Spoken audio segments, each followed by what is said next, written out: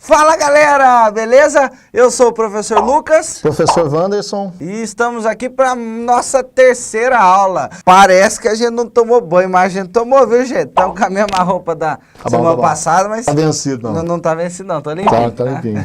Beleza. Galera, agora chegou outra hora da gente discutir um pouquinho sobre os velhos tempos e entender a importância dos velhos tempos nos dias atuais. Perfeito? Hoje a gente vai dar um pulinho um pouquinho na história e para começar, um pouquinho de história da administração. Ah, professor, mas eu faço engenharia de produção, eu faço engenharia civil, eu faço fisioterapia. Tem problema? Não. Você não está estudando para administração, fica tranquilo, você está estudando para a sua profissão, só que é importante você entender um pouquinho dessa história da administração. Primeiro exemplo, professor? A gente tem que entender que a administração, ela vai estar relacionada com o negócio. E nós estamos falando de empreendedorismo aqui, certo? Então nós vamos falar um pouquinho da administração na história, no sentido de grandes sonhos que foram possíveis e em relação a esses grandes sonhos, com certeza existiu administração, com certeza existiu gestão. E deixa eu deixar claro uma coisa para vocês. Não interessa a profissão que você tiver na sua vida. Engenheiro de produção, engenheiro civil, biomédico, fisioterapeuta, farmacêutico, não interessa. Quanto mais você cresce na sua profissão, mais atividades de administração você vai ter que fazer. Então, se você entra numa empresa, por exemplo, vamos supor que você entrou numa empresa. Você entrou numa empresa, você é promovido, você já deixa de fazer um pouquinho aquela parte operacional. Você já ganha melhor. Mas em compensação, o trabalho também?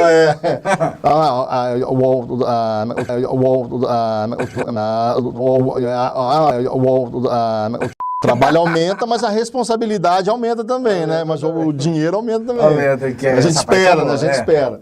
Então, quanto mais você cresce dentro da empresa, menos você faz atividades operacionais e mais atividades de informação, gestão e liderança você vai ter que fazer. Isso é claro, não interessa o ramo que você atua. E dentro da história, voltando no aspecto da história aqui, imagine, por exemplo, as pirâmides do Egito. Com aqueles brocão gigantes. Como é que construiu aquilo? Rapaz, aquilo era pesado demais. Existia um senso de organização, de gestão, de liderança em relação àquilo? Sim, até para coordenar o pessoal, deslocar os brocão gigantes. Vamos para uma outra maravilha da natureza aí, né? Das 7 maravilhas do mundo que a gente fala, né? Sim. Muralhas da China. A Muralha da China. Muralha da China é um outro exemplo que a gente gosta de passar também.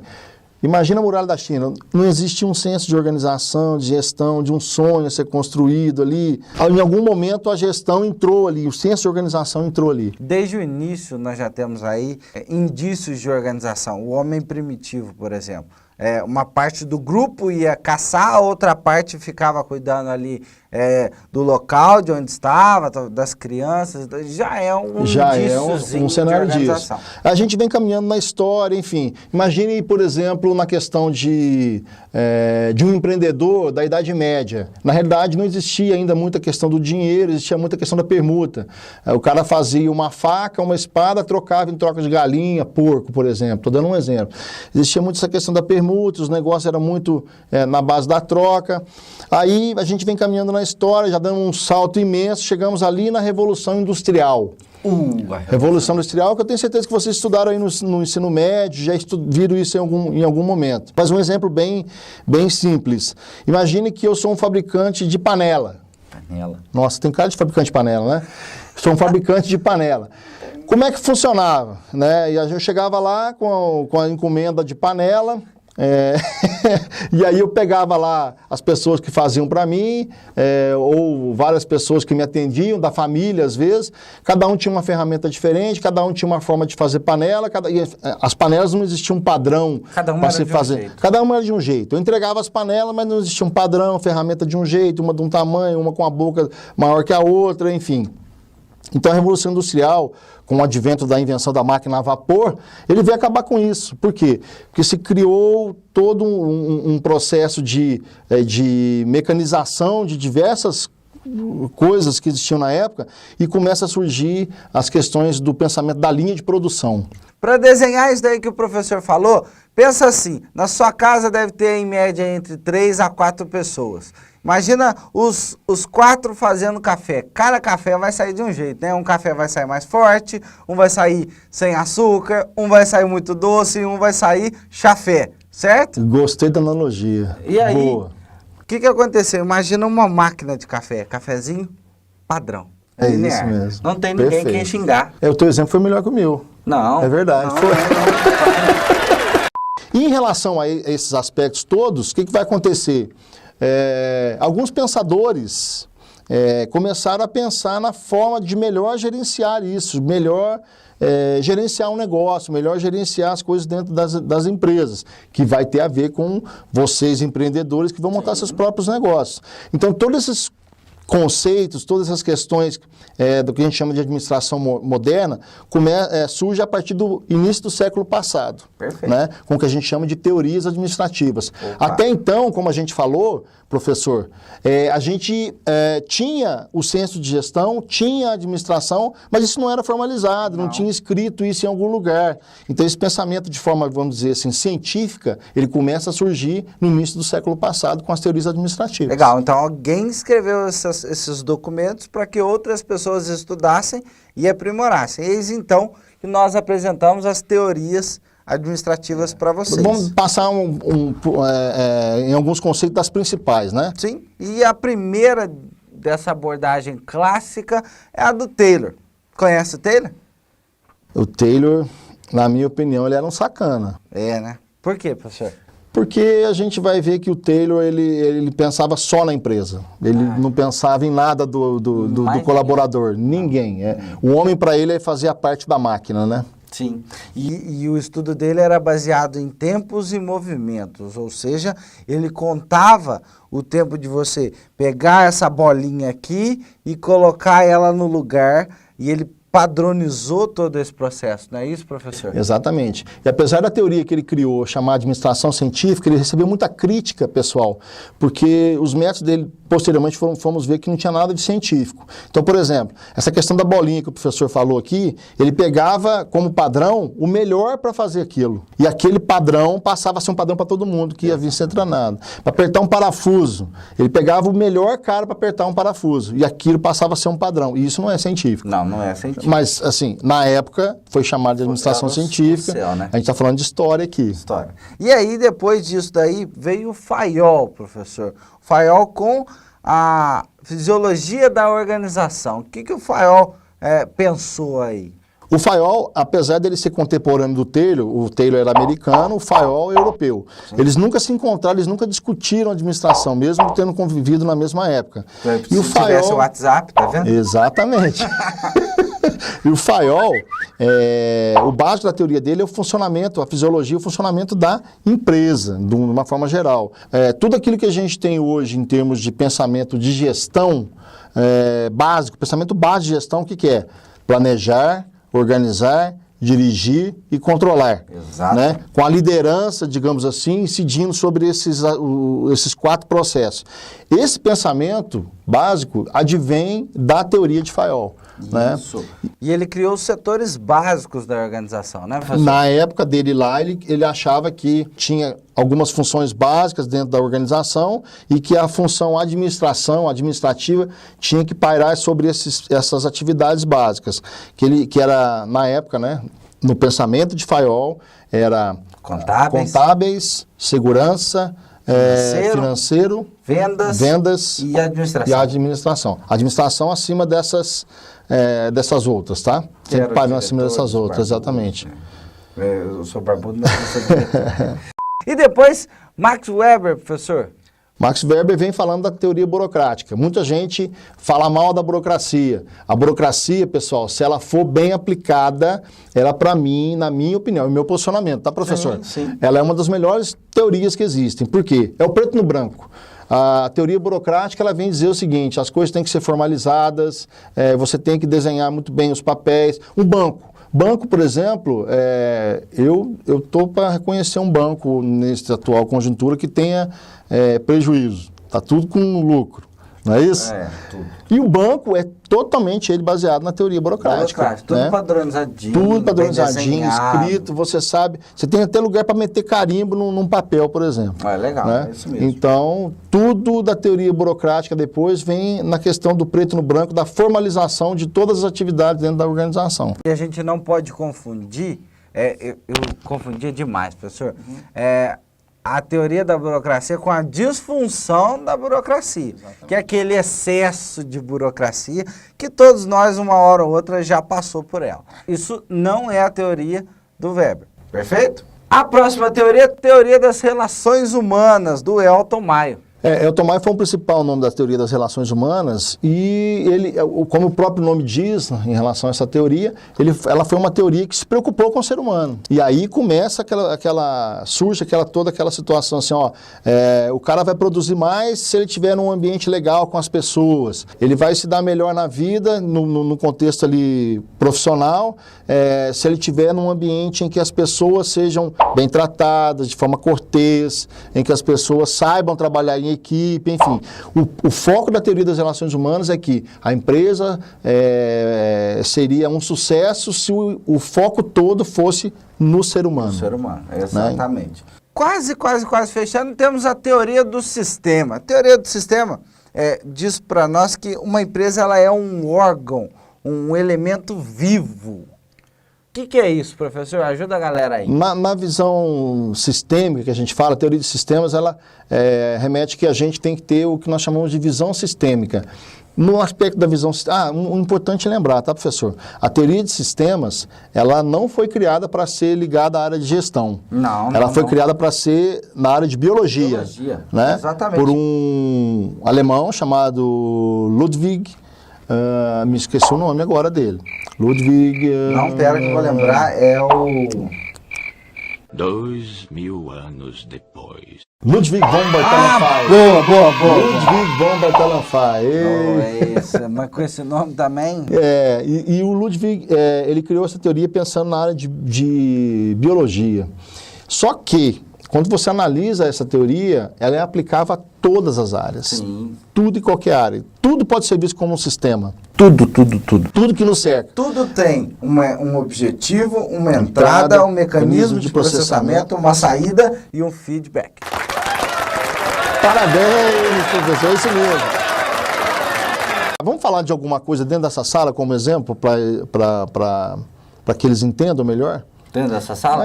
Por exemplo, lá o ar-condicionado. Qual que é o objetivo do ar-condicionado? Não deixar eu com a pizza aqui. Também, né? Tornar um ambiente agradável, com uma boa ventilação, enfim. Aqui é tudo fechado, uma pessoal. Temperatura, Quais são as entradas para que o sistema ar-condicionado funcione? Vamos lá.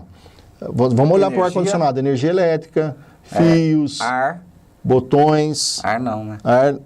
O ar pode vir de fora, eu acho que vem de fora, né? Então, as placas, nós estamos olhando para cima aqui, que nós estamos olhando o ar-condicionado, tá, galera?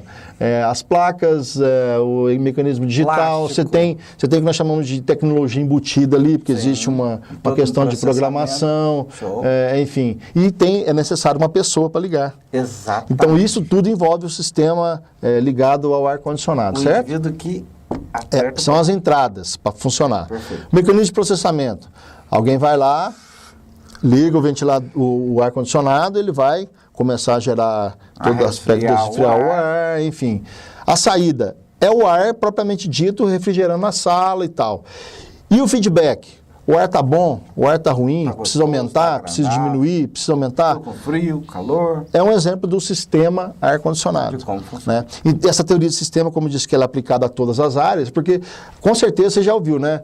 O sistema rodoviário brasileiro, o sistema cardíaco, o corpo humano é um... Nós temos vários subsistemas que compõem o sistema corpo humano. Exemplo, sistema respiratório, digestivo, cardiovascular. Exatamente. Perfeito. Tudo isso funciona numa interação que ao final vai entregar a gente agitadinho aí, estudando, comendo. Isso tudo são subsistemas que compõem um sistema central que é o ser humano. Exatamente. Perfeito? E a teoria de sistemas, a gente quer que vocês enxerguem a empresa como um sistema. Então você tem RH, finanças, marketing, produção, são áreas básicas trabalhando tudo em conjunto em prol de um único objetivo. Perfeito? Como se fosse um organismo humano. Exatamente. Vamos para a próxima? Vamos para a próxima. Teoria neoclássica, professor, de Peter Drucker.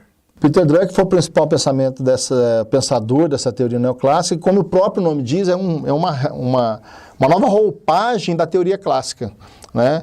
Então ele dá uma nova roupagem daquilo que se pensou lá na teoria clássica de Taylor, de Fayol, enfim. Então ele dá uma repaginada até naquele processo administrativo do planejar, organizar, dirigir e controlar, só que detalhando de forma profunda o que é nessa questão do planejamento, e ele pensa nisso como um todo, ele não pensa nisso de forma isolada, separada. Show. Teoria da administração por objetivos. Professor, acho que o nome já deixa claro. O foco é no objetivo, na entrega, no resultado. O indivíduo, toda a organização se coloca, se inclina para a entrega daquele resultado. Tudo se trabalha em função desse resultado. Exatamente. Vou dar um exemplo aí da área da saúde agora. Imagina você, fisioterapeuta, e toda a sua clínica ou toda a sua equipe de trabalho. Você tem um paciente ali com um problema motor na perna direita, então o seu objetivo é resolver aquele problema. Logo, toda a sua estrutura, toda a sua capacidade vai ser direcionada à resolução daquele problema. O objetivo é dar a funcionalidade novamente à perna do indivíduo. Perfeito, galera? É isso mesmo. A administração por objetivo é a organização, a empresa, com esse foco. Perfeito? Certo, professor? Perfeito. E aí, por fim, mas a teoria contingencial, professor? Para mim, uma das que eu mais gosto. Né? A teoria das contingências, ou teoria contingencial, é aquela que você vai aplicar uma teoria, ou um processo, ou uma forma de trabalhar de acordo com as circunstâncias, de acordo com o momento, de acordo com aquilo que a empresa precisa e deseja naquele momento. Então, por exemplo, vamos supor que a tua empresa, o teu negócio, o negócio que você vai montar, é todo ele baseado na administração por objetivos, igual o professor Lucas acabou de dizer. Mas o momento te pede uma teoria um pouco ligada a Taylor, um pouco... nós estamos trabalhando muito na informalidade, muito, vai lá e faz aquilo, vai lá, não, precisamos de um pouquinho de teoria burocrática aqui. Vamos escrever o que nós estamos falando, vamos passar a dar ordens ou passar a dimensionar equipes de forma escrita, ou seja, de acordo com o momento eu passo a ter um pouquinho de burocracia, ou eu passo a usar mais teoria burocrática do que só por objetivos. Passo a fazer um misto disso. Para ficar organizado, né, professor? Exatamente. Na realidade, pessoal, é muito difícil chegar hoje dentro de uma empresa e falar assim, essa empresa, ela é inteira hoje teoria da burocracia. Na realidade, você tem um mix de tudo, né? Você tem burocracia, você tem Taylor na linha de produção, você tem todo o sentido do planejar, organizar, dirigir, controlar, que está lá com o Fayol, você tem a preocupação com as pessoas nas relações humanas, e por aí vai, exatamente. E é isso que nós queremos que vocês entendessem. Essa aula, porque dois professores falando lá do passado. Por quê? Todas essas teorias e várias outras, mas essas são as principais, são utilizadas hoje em dia de uma forma melhorada, ou seja, elas passaram ali por um processo de inovação, por um trabalho, e todas elas são utilizadas hoje na empresa. Todas as teorias, em conjunto, isoladamente, mas todas são utilizadas hoje em dia, certo? Exatamente. E no contexto de hoje, nessa administração que a gente chama de administração de vanguarda, né, de se pensar cientificamente no que pode ser melhorado dentro das empresas, muitas ferramentas são criadas, muita tecnologia de informação, muita rede social, muitos sistemas de informação são aplicados, e as empresas, a gente já comentou isso em outra aula nossa, tem que se adaptar, tem que ingressar nesse novo cenário, usando novas ferramentas de administração nesse cenário, porque o cenário exige que isso aconteça. Isso. E alguns exemplos de ferramentas, só para a gente ilustrar aqui para vocês, é o Balance Scorecard, que é uma ferramenta de controle de indicadores. Perfeito. Utilizado dentro, por exemplo, do planejamento estratégico, que é uma ferramenta que as empresas têm que trabalhar hoje em dia. 5W2H. O 5W, o plano para estabelecer planos de ação. Gestão à vista. Gestão à vista. Que você ter todas as informações ali no seu olho, você pode ver. E se um indicador estiver vermelho, aquilo vai te incomodar e você vai querer resolver aquilo. Isso. E tem muita dessas ferramentas que a gente está falando que, aliado para que elas aconteçam, gestão à vista, planejamento estratégico, tem ferramentas de tecnologia embutido aí para que essas coisas sejam trabalhadas. Esses são alguns exemplos, né, que a gente falou aqui, bem básicos. Certo, pessoal? Tranquilo? Bom, pessoal, por hoje era isso. Exatamente. Vamos lá? Encerramos por hoje. Nos vemos na próxima aula, que é na próxima sexta. No mesmo bate-canal. Mesmo bate-horário. Mesmo bate-horário, ou não, na hora que você quiser. A gente se encontra. Valeu, galera. Muito obrigado. Um abraço, pessoal. Fui.